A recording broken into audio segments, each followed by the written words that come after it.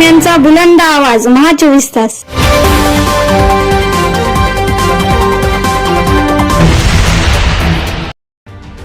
नमस्कार, महा 24 तास न्यूजच्या बातमीपत्रामध्ये आपल्या सर्वांचं स्वागत आहे. बातमी येते नांदेडमधून.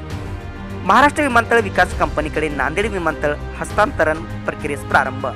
कंपनीच्या व्यवस्थापकीय संचालकांनी MIDC प्राधिकरणाला केल्या विविध सूचना.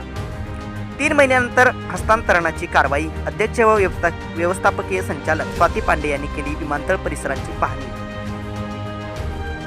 नांदेड येथून सध्या अनेक मोठ्या शहरात विमानसेवा सुरू आहे. नांदेड येथील विमानतळ सध्या MIDCच्या ताब्यात असून लवकरच ते महाराष्ट्र विमानतळ प्राधिकरणाकडे हस्तांतरण करण्यात येणार आहे. यासाठी आज महाराष्ट्र विमानतळ विकास कंपनीच्या अध्यक्षा व व्यवस्थापकीय संचालक स्वाती पांडे यांनी विमानतळ परिसराची पाहणी करून औद्योगिक विकास महामंडळाच्या वरिष्ठ अधिकाऱ्यांसोबत बैठक घेतली. यावेळी जिल्हाधिकारी राहुल कर्दिले, महाराष्ट्र विमानतळ विकास कंपनीचे SR मॅनेजर रोहित रहापांडे, अतिरिक्त जिल्हाधिकारी नशिकांत देशपांडे, नियोजन अधिकारी भक्ती चितळे, महाराष्ट्र औद्योगिक विकास महामंडळाचे मुख्य अभियंता राजेंद्र गावंडे, कार्यकारी अभियंता कल्पेश दहिवाल, मो जावेद व बेग उप अभियंता महाराष्ट्र औद्योगिक विकास महामंडळाचे व महाराष्ट्र विमानतळ विकास कंपनीचे वरिष्ठ अधिकारी आदींची उपस्थिती होती. विमानतळावरील विविध सुविधाबाबत औद्योगिक विकास महामंडळाने येत्या 3 महिन्यात सुधारणा करावी.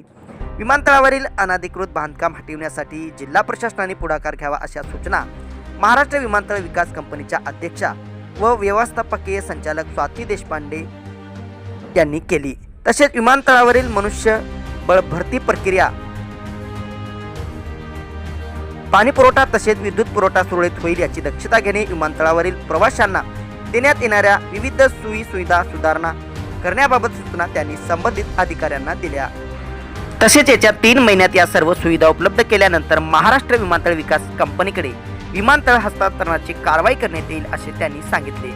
यावेळी त्यांनी विमानतळावरील धावपट्टी, ॲम्ब्युलन्स, अग्निशामक व इतर आवश्यक त्या वाहनांची तसेच स्कॅनर मशीन अशा सर्व बाबींची पाहणी केली. महा 24 तास न्यूजसाठी महेंद्र धोंगडे, नांदेड.